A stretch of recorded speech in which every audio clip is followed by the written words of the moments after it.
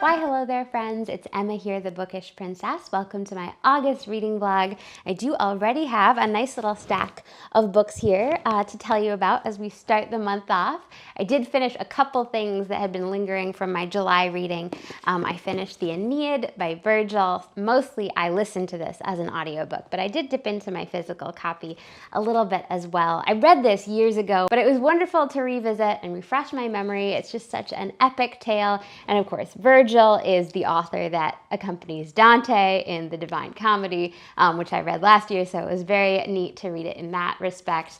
There were only a couple books I had left, and they were nonstop battles, nonstop war and destruction and kind of gory, which had been presaged earlier in the book. You know, they're on this really long journey, first at sea. These are Trojans making their way to Italy, where of course they're going to found Rome, and it takes them long enough just to get to Italy. Once they get there, they really have to battle it out. And the gods all have their favorites. Juno wants to save Turnus, and Aphrodite wants to protect her son Aeneas, and so it feels like the gods prolong the war. Like at one point, Jove calls together this conference and they say, we're just gonna leave it to fate, nobody interfere, but of course they don't really listen to that. It is wonderfully told, very exciting, lots of interesting twists and turns, and of course just beautiful poetic language. And then another item on my July reading list was Much Ado About Nothing by Shakespeare. I did finish this. It was just a delight. It might be my favorite Shakespeare play, partly because of the Pride and Prejudice connection, which I talked about in last month's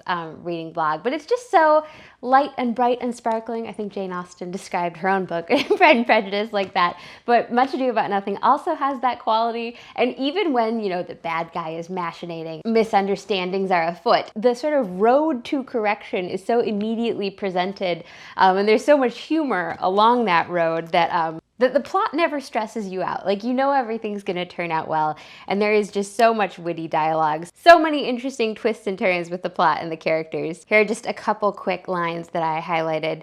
This is Benedict talking about Beatrice. Oh, she misused me past the endurance of a block. An oak, but with one green leaf on it, would have answered her. My very visor began to assume life and scold with her.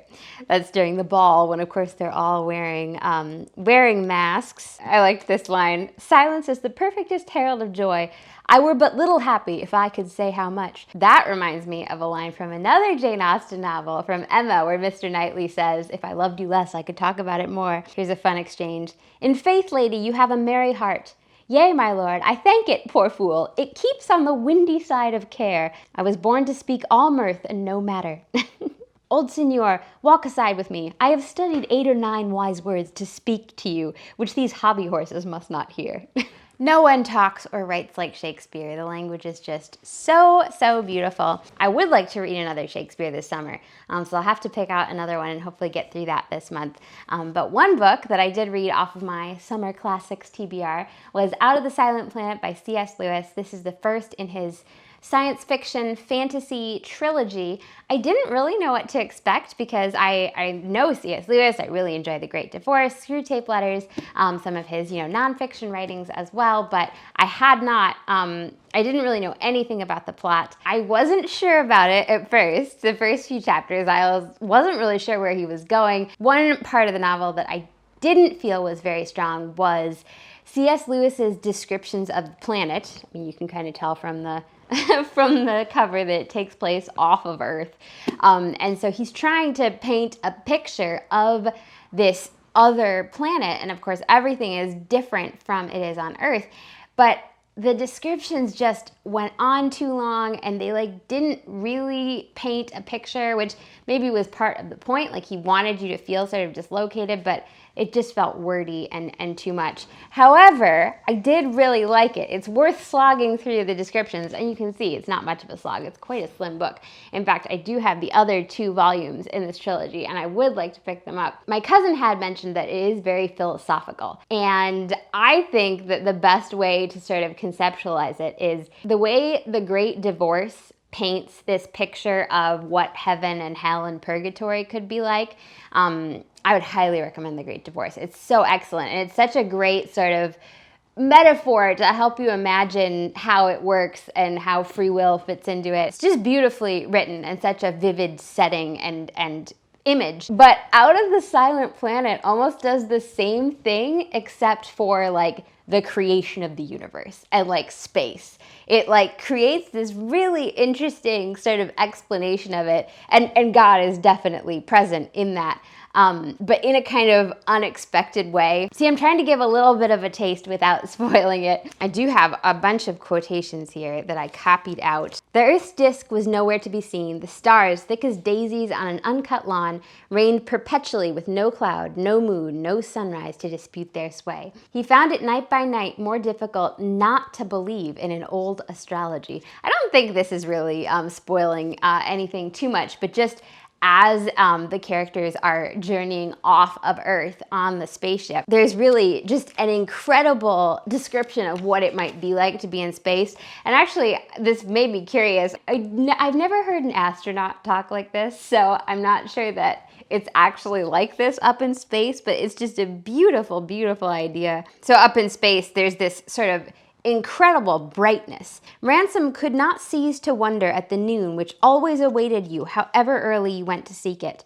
There, totally immersed in a bath of pure ethereal color and of unrelenting though unwounding brightness, stretched his full length, and with eyes half closed in the strange chariot that bore them, faintly quivering through depth after depth of tranquility far above the reach of night, he felt his body and mind daily rubbed and scoured and filled with new vitality. Weston, in one of his brief, reluctant answers, admitted a scientific basis for these sensations.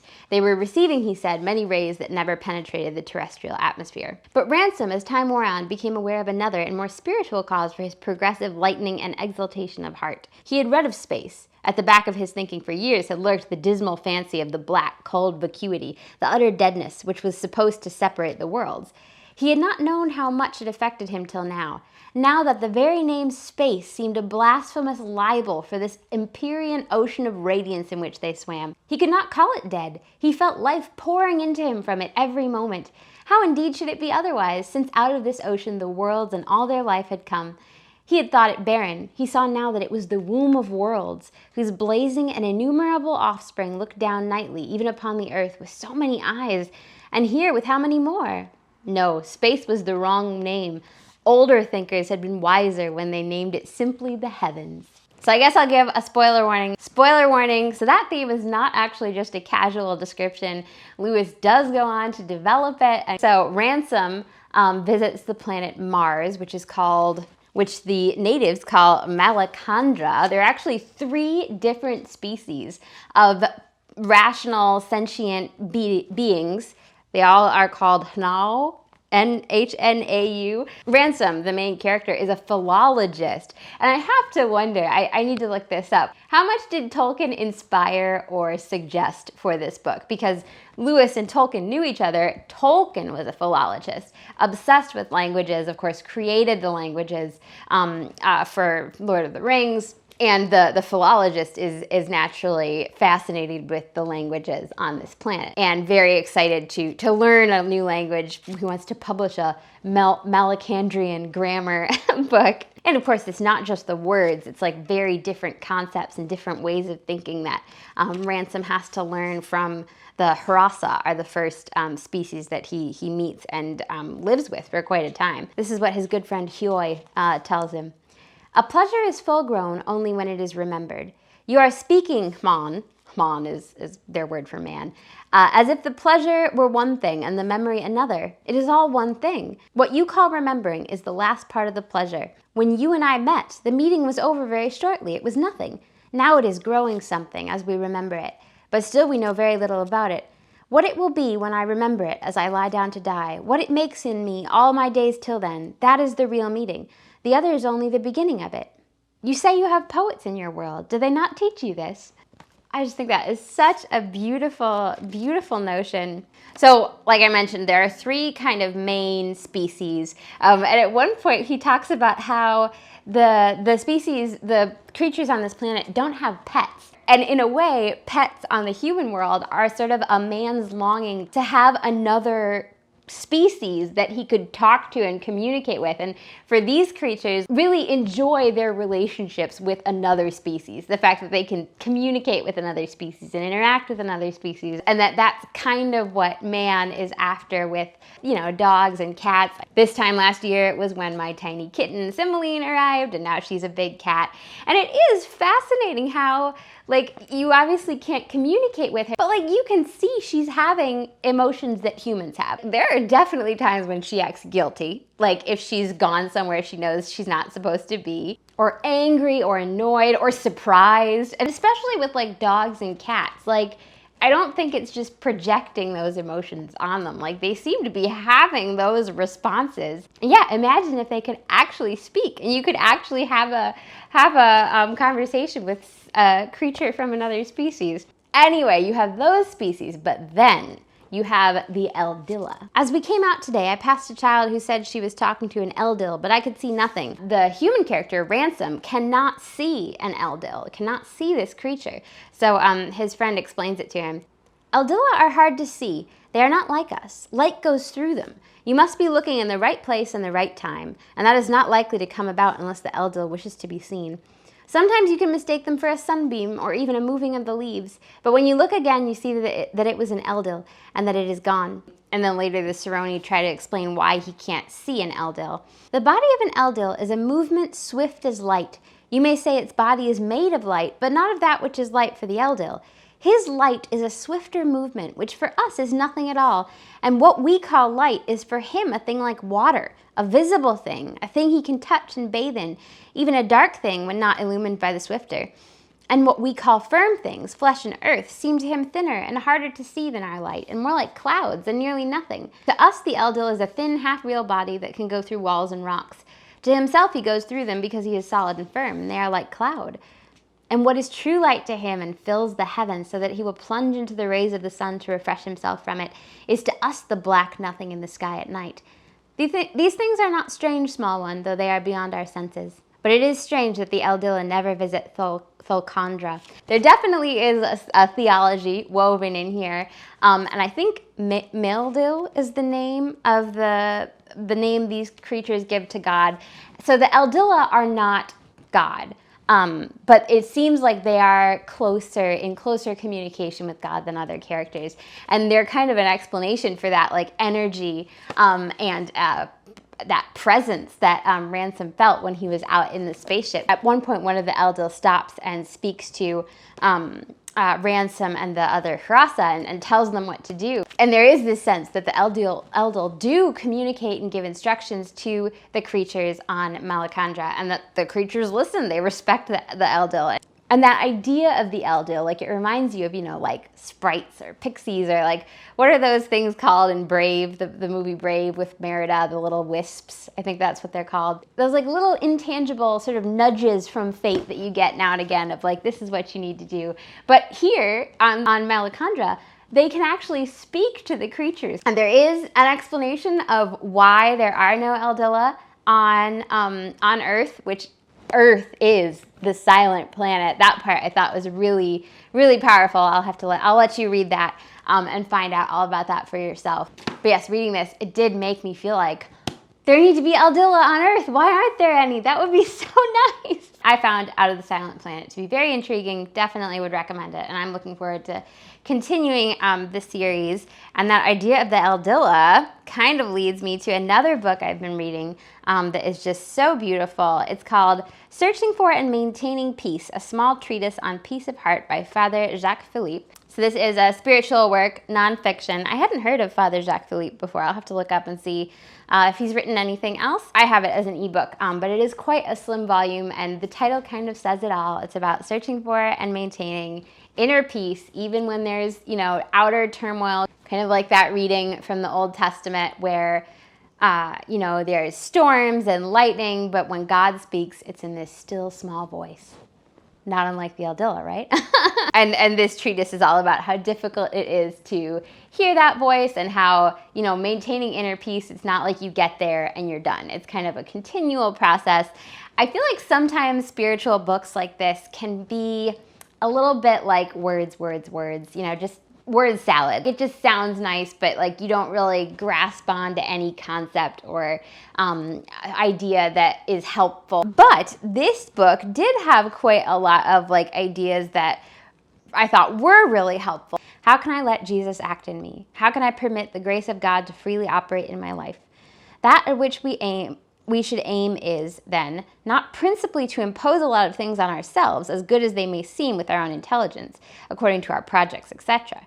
Rather, we must try to discover the disposition of our soul, the profound attitude of our heart, and the spiritual conditions that permit God to act in us.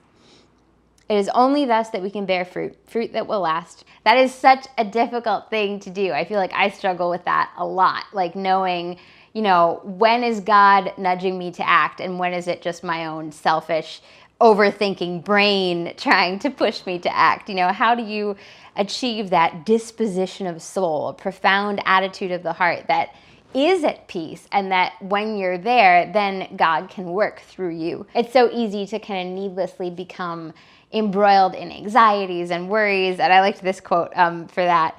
Quite often in the daily unfolding of our Christian life, it happens that we fight the wrong battle, if one may put it that way, because we orient our efforts in the wrong direction. We fight on a terrain where the devil subtly drags us and can vanquish us, instead of fighting on the real battlefield where, on the contrary, by the grace of God, we are always certain of victory. Sometimes I definitely find myself dragged into the wrong battles, and it's like, you can't win this battle. This isn't your fight, but it is so difficult. Like sometimes I have these sort of daydreams, day nightmares where like I imagine this scenario where, it's just going to be really stressful and there's going to be conflict and what am I going to say and what's the right thing to do and am I going to have to walk away? I just have to take a step back and say like that scenario hasn't even happened. That might not even happen. Like once you're there, God will give you the grace to deal with it. Since it hasn't happened yet, you don't have the grace to deal with it, so naturally it's going to seem really stressful and awful.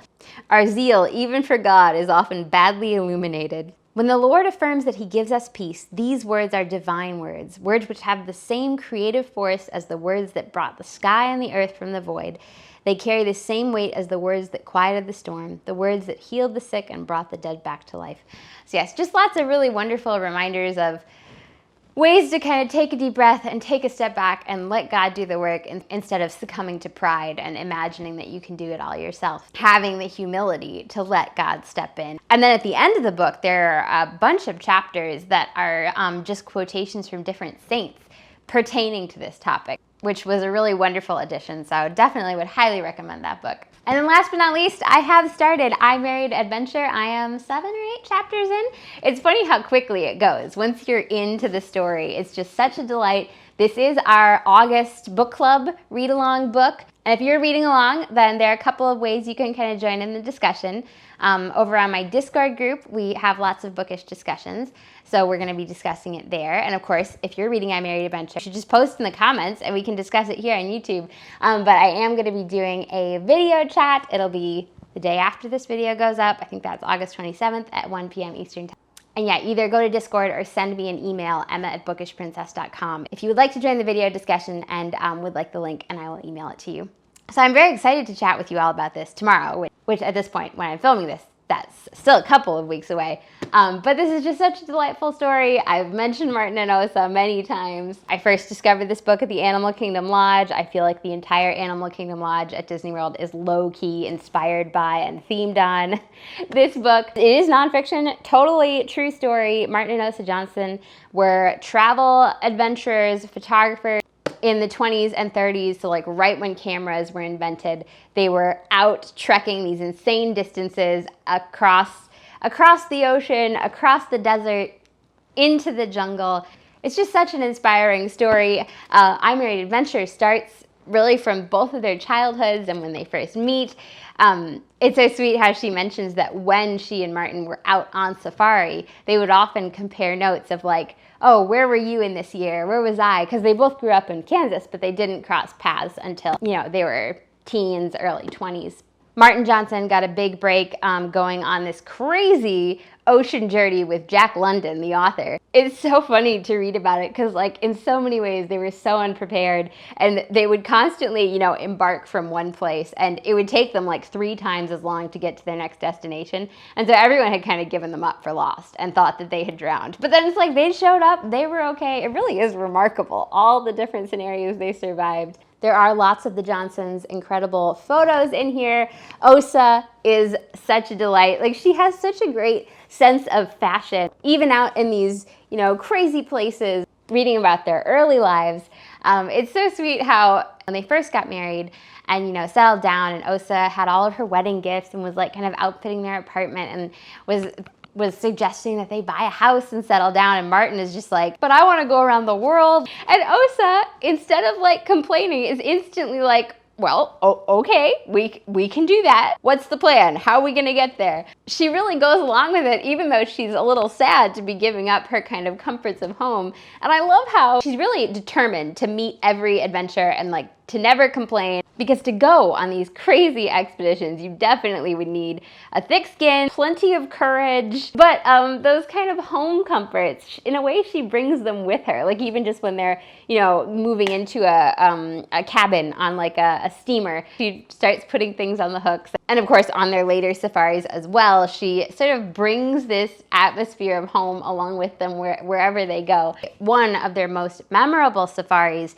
is 4 Years in Paradise. They go out and find this lake paradise in Kenya in the middle of nowhere. It was only like a sort of legend. They weren't even sure it existed, but they trekked out there with their equipment. They built a whole little village and lived there for 4 years, captured absolutely incredible photographs in my Disney vlog that I just edited earlier this month. We were walking out of the Expedition Everest gift shop. Of course, the gift shop is themed like a sort of, you know, safari outpost where you can pick up all the supplies you need. And so like there are lots of decorations of like, you know, tin cups and like supplies, you know, that you would buy to go on an expedition. And it reminded me, I think it was in 4 Years in Paradise, because I Married Adventure is excellent, but it is kind of, you move at a fairly quick clip because, you know, you have to get through their whole lives together in one book. Whereas 4 Years in Paradise is just about those 4 years that they spent at Lake Paradise.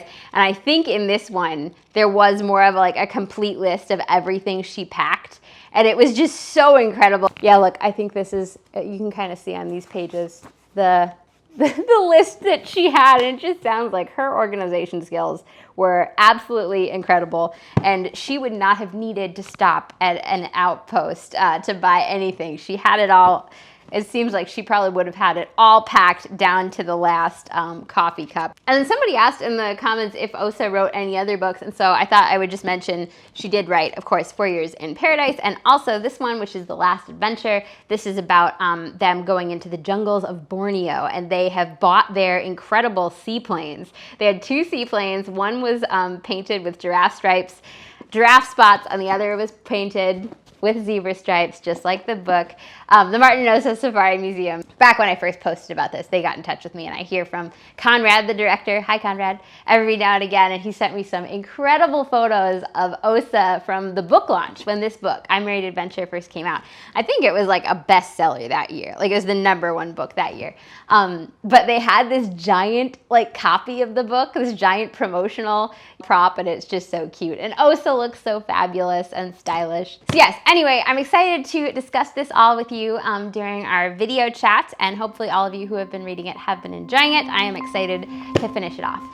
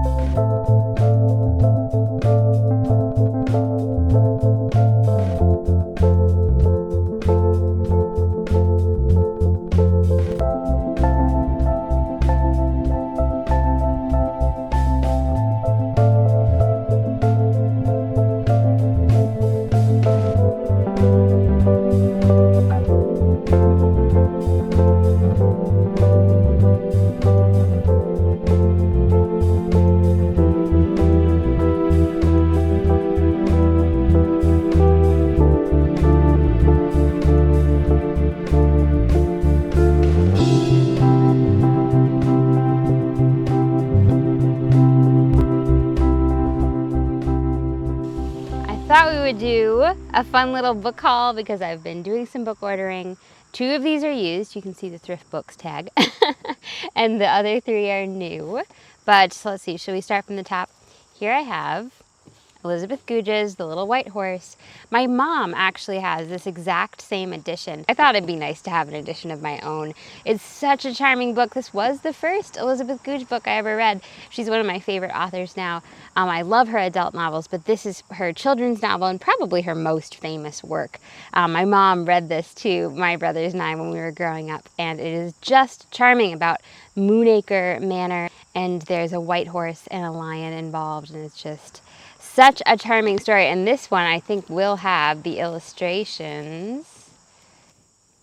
There we go. Just get a quick look at some of these pretty illustrations. There's often an element of magic in Elizabeth Goudge's books, but there's very much an element of magic in this book. Oh my gosh, I had forgotten about Maria's room. Oh, it is such a dreamy room. Here we go. C. Walter Hodges. I was looking for the illustrator's name. So yes, very excited to finally have this on my shelf and thinking that I will need to do a reread very soon.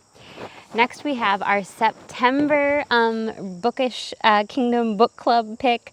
We're going to be reading All Creatures Great and Small throughout the month of September, and then at the end of the month there will be basically a Zoom call video discussion. If you want to be part of it, just send me an email, emma@bookishprincess.com. I started an email list, so I figured if you want to get the link emailed to you, I can just add your email to that list, and I also post the video link in my Discord group. But I'm so excited. I've never read this before. I did watch the first episode of the new miniseries, but I'm kind of glad I didn't continue in the miniseries because I'd like to just read it for myself first. I love British novels, and I feel like with Cymbeline, I will have a new appreciation of the animal element because this is, of course, the story, the classic memoirs of a Yorkshire country vet. So I'm very excited, and this cover is so, so lovely. This is the Pan Macmillan edition, and I think that the sequels to All Creatures Great and Small, they also have gorgeous covers in this same kind of style.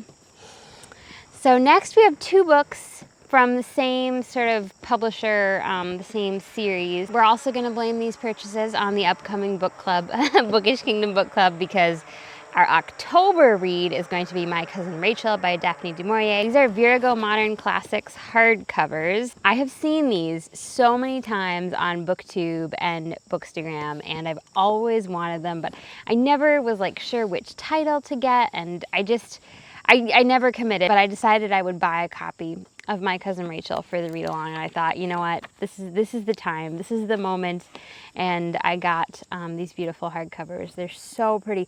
They also have Charing Cross Road in this format, in this hardcover, with a very pretty pattern on the cover. These 2 seemed easier to find. Charing Cross Road seemed to be more expensive, so I don't know. I kind of want to get Charing Cross Road, and these ones really were a little pricier than what I like to pay for a book, but then they're hardcovers, so you'd kind of expect that. Anyway, so we'll see how long I can hold off on the Charing Cross Road. Charing Cross Road is kind of like The Little White Horse, where it's a book I absolutely adore and have read several times, but I've always read my mom's copy, and I don't even know where it is right now. It's somewhere, somewhere on her bookshelves.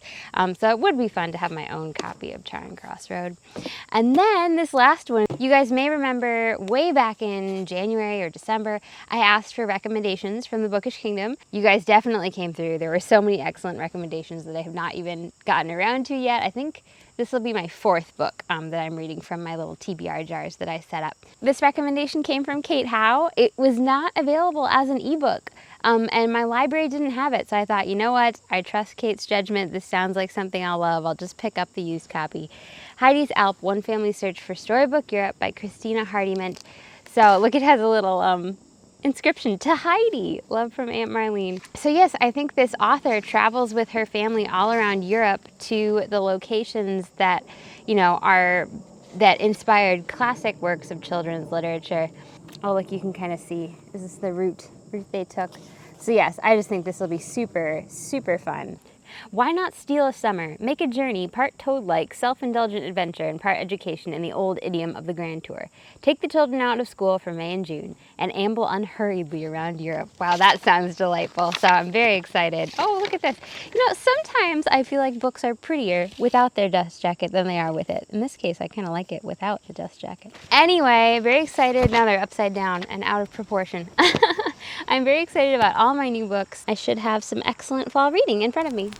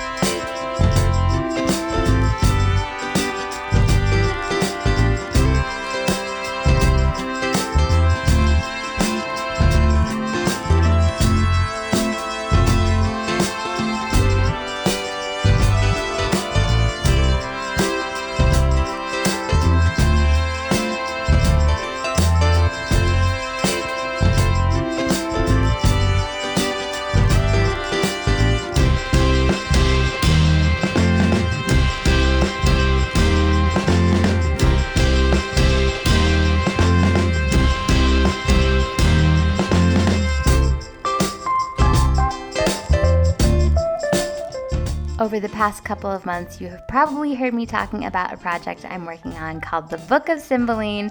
This is an ebook, a short ebook about my charismatic kitten and how she arrived in the tree hollow outside my farmhouse about a year ago. There are going to be some illustrations. My goal was to finish it in September, and I am happy to report that I am almost there. Next Friday, so that's September 2nd, I'm going to be posting a little writing and illustrating vlog, kind of behind the scenes, and also the cover reveal. I was actually hoping to release the book on September 2nd because that is the exact day that Cymbeline appeared in the tree hollow, and part of me still thinks maybe I could swing it because I am really close. The story itself is pretty much done. I just need to get the illustrations sorted out. So definitely stay tuned for at least a cover reveal and writing vlog next Friday. And possibly the ebook itself, if it's not out then, it'll be out in the next couple of weeks, definitely by the end of September. So I was sitting here editing my garden tour and realized I hadn't seen Cymbeline, and so start looking everywhere for her. Where could she be? Watching you. Watching me? Were you just hanging out on the bookshelf? Hiding behind the classics, why not? Oh my goodness, she is now eating the books. It is actually cool enough today to sit outside in my garden and enjoy a little tea tray with some hot tea. I do still drink tea in the summer, but not nearly as much as I do the rest of the year because it gets so hot, but there's a nice cool breeze. You can kind of feel autumn approaching in the air. But my flowers are still going strong. This guy I bought in the spring, and it was so beautiful and blooming in the spring, but look, it's got all these purple blooms. I think it's gonna give me a second showing. I don't think I ever told you guys about my teaware find. So this is from a flea market. I paid $7 and I got 2 cups and 2 saucers, the teapot, and 2 plates, and it's pretty great. Do you see where they're from? Shakespeare's birthplace, Stratford-upon-Avon. This is also Stratford-upon-Avon. They're all different landmarks. This one I think says it's called Harvard House. Yeah, it's just so fun to think of someone.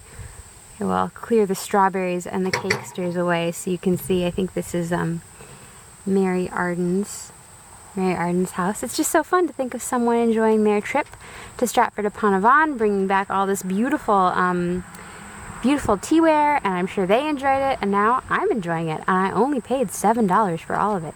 It does have a couple little chips and things, but mostly it's in very good shape, and I washed it very thoroughly, so I'm very excited to add this to my collection. I ought, of course, to be reading Shakespeare. There are just too many things to read this summer. My classics TBR was way too ambitious, and then I heard Christy Lewis from Dostoevsky in Space talking about Dorothy Sayers, this play. It's the top one, The Devil to Pay. And she was saying how this was only, I think, $2, $1 on Kindle Bookstore. And I thought, you know what? I might as well participate in Faustathon. That's their readathon going throughout the middle of August. You're encouraged to read one of the original Faust legends by Marlowe or Goethe, which I wouldn't mind rereading either of those. But this just got me most excited because I love Dorothy Sayers. Letters to a Diminished Church is so good. And she also, of course, wrote the Lord Peter Wimsey series. I'm pretty sure she mentions Devil to Pay and some of her other sacred plays in the Letters to a Diminished Church essays. So I'm really excited. I have started it already, have highlighted a whole bunch of things. There's an excellent introduction and kind of explanation written by Sayers herself about how, she's kind of, offering a new presentiment of Faustus.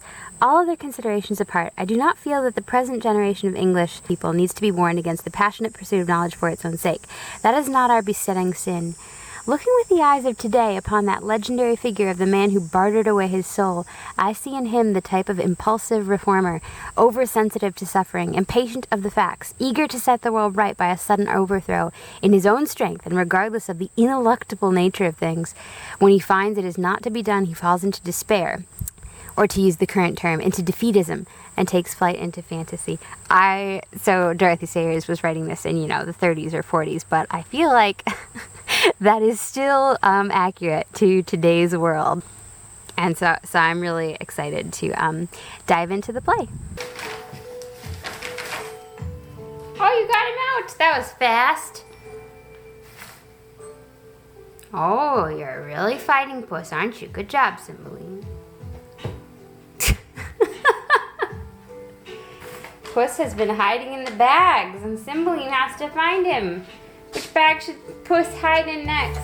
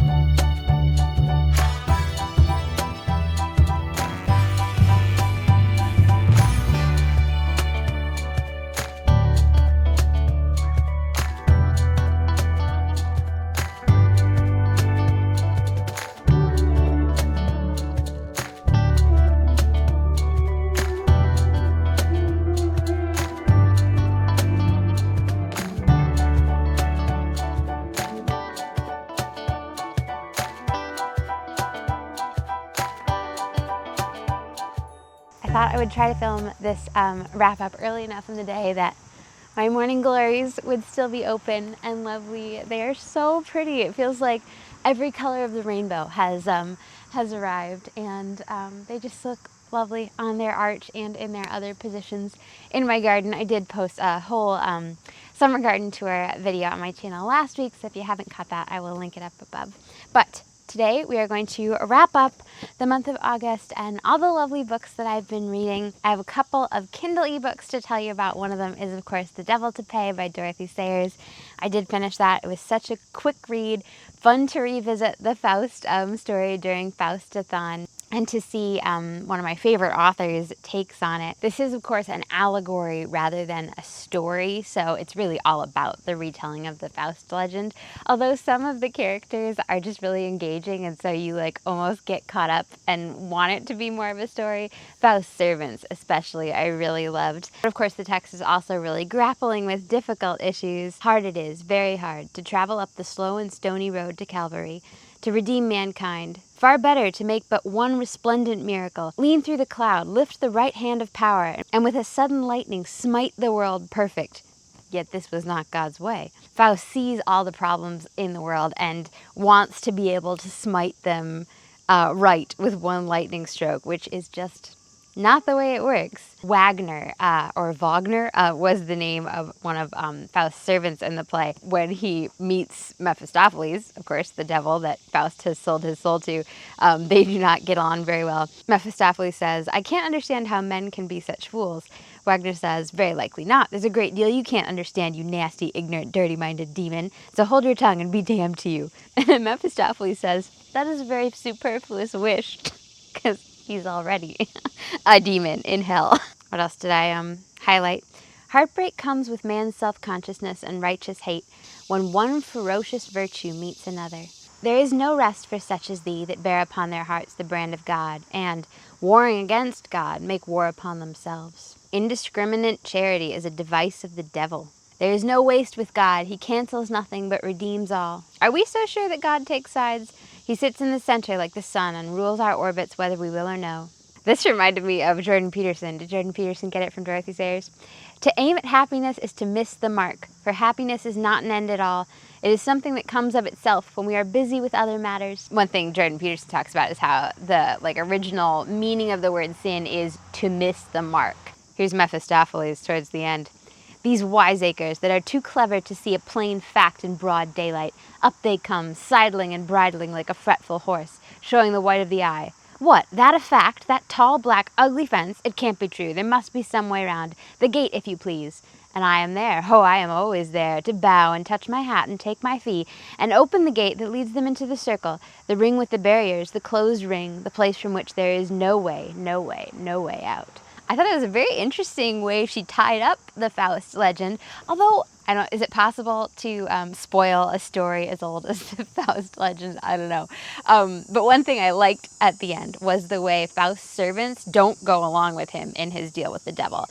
And they really grieve over their master and how he used to try to do good for the world in sensible, good ways.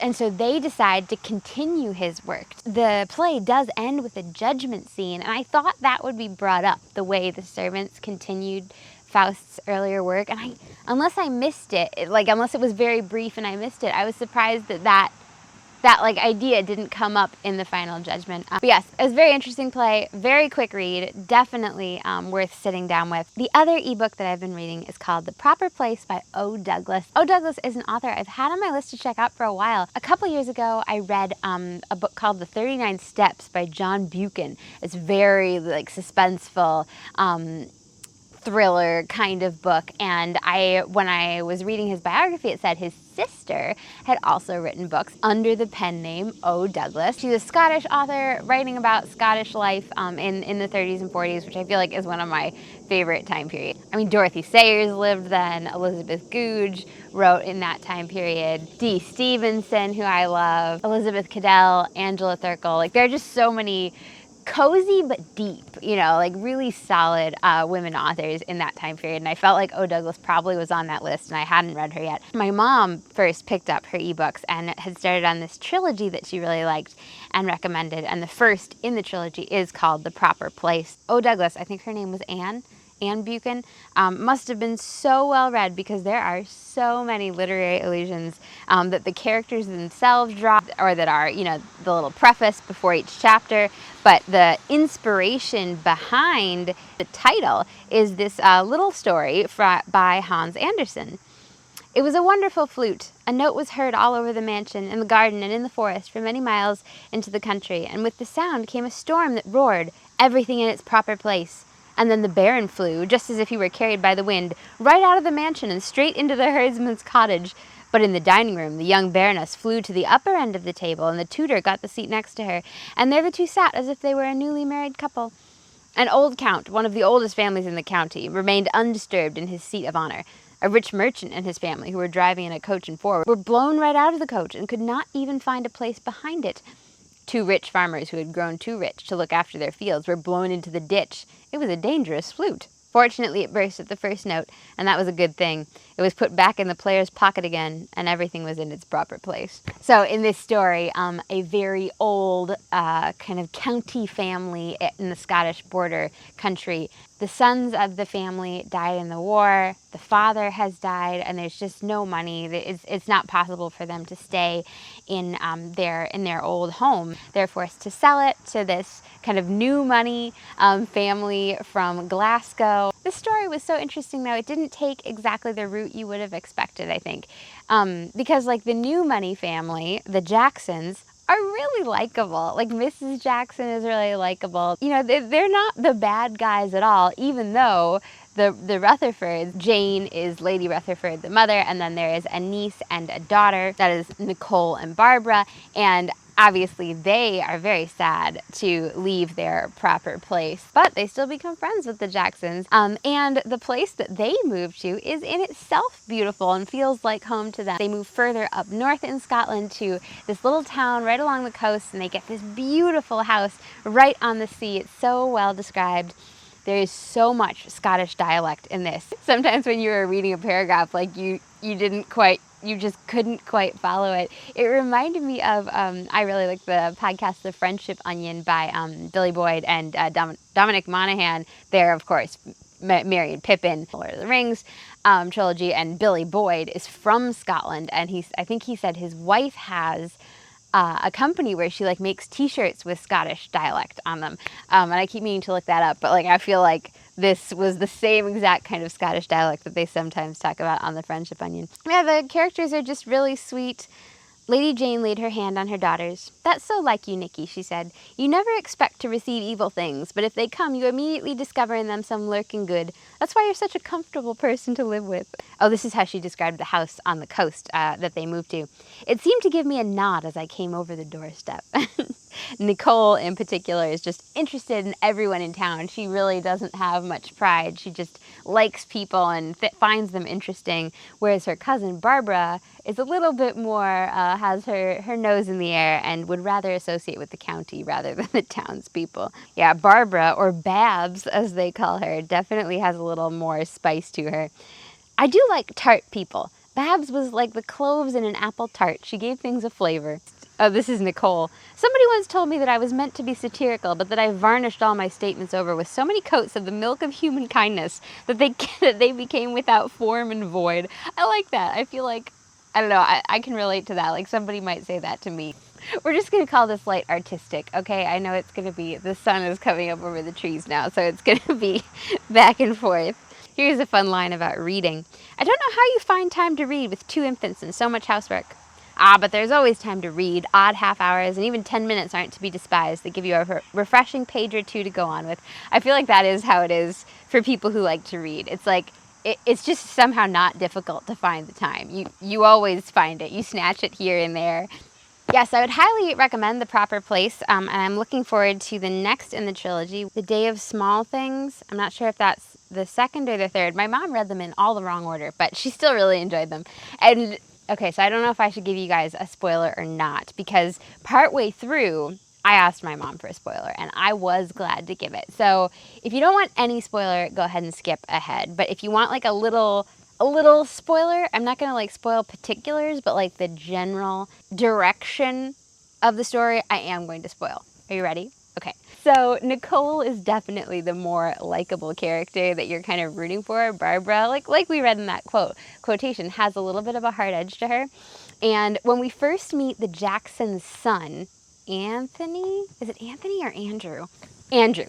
Anyway, I could tell from the moment he entered the picture that like he was totally going to be at least one of our heroes, and you kind of want him to end up with Nicole because she's so likable. The story does surprise you. It does sort of disappoint you. It is in some ways a sad ending that, you know, you should maybe prepare yourself before, and not just because of Nicole and Andrew. Even though it is a little bit of a sad ending, it's not like a depressing or despairing ending. You know, the characters rely on their faith to get them through, and in spite of their suffering, find beauty around them. And I mean, even from the very beginning, there's this undercurrent of sadness because the two boys, Lady Jane's two sons, both died in the war. And I was realizing all these authors from that time period who I enjoy, I think their characters all lived through the war, either the First World War or the Second World War or both. And so that undercurrent of sadness is always there, even when it's a bright story about tea and books, you know.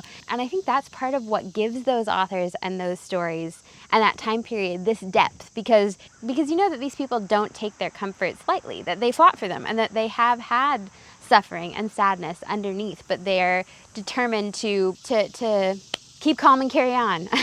I almost feel like I should go get sunglasses, but we're just going to finish this up. I'm going to try not to squint too much. So I did a fairly decentish job, I think, working my way through my classics TBR that I posted earlier this summer. There were two books mainly that I didn't get to. One was Pascal's Pensée, which, you know, I've been wanting to reread it for ages. It's always kind of there in the back of my TBR, and somehow I just always prioritize other things. So I think in September, like, I'm really going to buckle down and at least make a start on it. I have dipped into the complete essays of Montaigne a little bit. They're really good for just dipping into, for those quiet 10 minutes that the character in O. Douglas mentioned. They're very just pithy and thought-provoking. Reason orders us always to go on the same path, but not always at the same pace. And whereas the sage should not allow human passions to make him deviate from the right course, he may well, without prejudice to his duty, let them hasten or retard his steps, and not plant himself like an immobile or impassible colossus. This is from Of a Saying of Caesar's. If we sometimes spent a little consideration on ourselves and employed in probing ourselves the time we put into checking up on others and learning about things that are outside us, we would easily sense how much this fabric of ours is built up of feeble and failing pieces. Is it not a singular evidence of our imperfection that we cannot establish our contentment in any one thing, and that even in desire and imagination it is beyond our power to choose what we need? A good proof of this is the great dispute that has always gone on between the philosophers over the sovereign good of man, and that still goes on and will go on eternally without solution and without agreement. That's kind of puts me in mind of Faustus. I speak my mind freely on all things, even on those which perhaps exceed my capacity, and which I by no means hold to be within my jurisdiction. And so the opinion I give of them is to declare the measure of my sight, not the measure of things. I like that. I try to remind myself of that, especially if someone criticizes you. I mean, sometimes there's, you know, valuable, constructive criticism that you can take away from that and grow with. But sometimes what they said is really just a reflection of them and not a reflection of you. The flatterers of Alexander the Great were getting him to believe he was the son of Jupiter. One day, being wounded and watching the blood flow from his wound, he said, "Well, what do you say to this? Isn't this blood crimson and purely human? It is not the sort that Homer makes to flow from the wounds of the gods." In the Aeneid, it was always purple blood gushing forth from the wounds. So yes, hopefully before the month ends, I will be able to dip into a couple more of these, which it wasn't really my goal to read this all the way through. I just wanted to refamiliarize myself with some of them. Last, but certainly not least, I have of course been finishing up my reread of I Married Adventure, The Lives of Martin and Osa Johnson by Osa Johnson. And I will be discussing this with all of you guys tomorrow. Today, the day this video is uploaded, is Friday, and our book club is Saturday at 1 p.m. Eastern, and I'm going to be sending out an email. I started an email list for our kind of book club, so I'm going to send the link to that email list, and I will also post it in Discord if you're in the Discord group. But yes, if you've been reading this month, I would love to hear your thoughts down in the comments. I've just had such a blast revisiting it. You guys know I'm just kind of a huge fan of Martin and Osa. They're so inspiring, but also so relatable. I think that's what their magic is. They really had this incredible drive, this incredible creativity. They didn't let anything stand in their way, but Osa is also really honest about, you know, all the obstacles they did have to just keep chipping away at and find a way around. Like, towards the end, we hear about their time living at Lake Paradise, which was this very remote lake in Kenya that really had only been kind of whispered about. No one knew, it wasn't on any maps. No one knew if it really existed. Martin and Osa found their way out to it and photographed the animals there. After their first trip, they ended up going home, getting funding, and coming back to live for 4 years to get like a really complete photographic and film record. But of course, first they had to get the funding, and they decided to go to George Eastman, who is like the head of the Kodak company. And I absolutely love hearing about their visit to Mr. Eastman, because first they go in and they're like really anxious and don't really know what to say and like kind of make a hash of it. And Mr. Eastman's like, nice to meet you, but this is not like an investment I'm interested in making. And then on the train back, Osa is like, you know what? We approached that wrong. We need to try again. And she like drags Martin off the train. They get on another train, go back to Mr. Eastman. I was so anxious to make it clear to you that you couldn't lose by investing in a motion picture to be made of the animals at Lake Paradise, that I guess the whole thing had the sound of a money proposition. But what I wanted to do was to interest you in an idea and not in a mere business deal. I promise only to return your money with a nominal interest for its use. The expense of a 4-year safari to this lake, it's up near the Abyssinian border, will be very large. Only someone who sees the idea and not the returns would consider backing me. I must say I like your frankness, Mr. Johnson. So Mr. Eastman comes through and, you know, he backs the idea and he doesn't care about the money. Martin and Osa are really never about the money. It's incredible how when they get home and, you know, they put together their photos and do their lectures and like put out their movies, really their one goal is to make enough money to go back out to these crazy places. They just seem like such thoroughly good people, and they hate having to kill any animals, which when you're out there and you're trying to get photographs, you do need to protect yourself. And if an animal is charging you, you might have to shoot it. They have that conversation with one of the game wardens at one point, but they don't really like it. They're hunting with a camera, not with a gun. And they're just so interested in all the people they meet. They just like want to learn from everyone.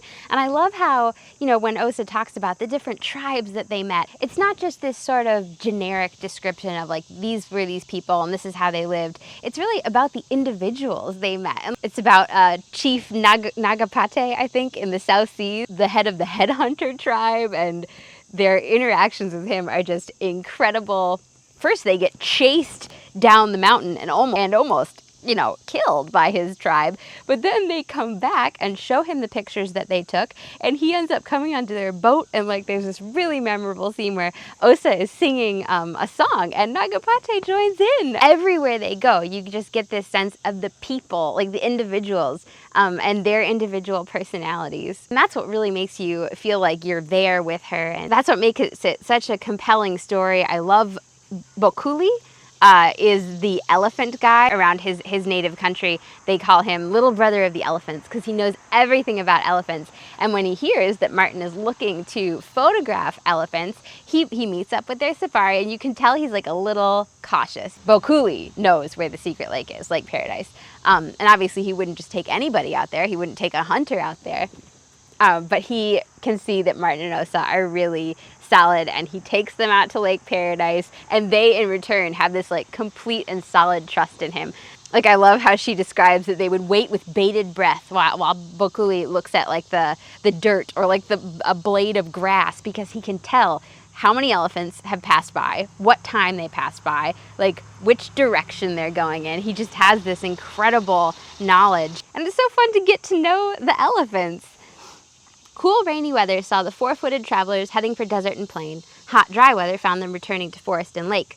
Palm Springs in the winter, Lake Saranac in the summer, Martin said flippantly. It always pleased him to find similarities in human and animal conduct.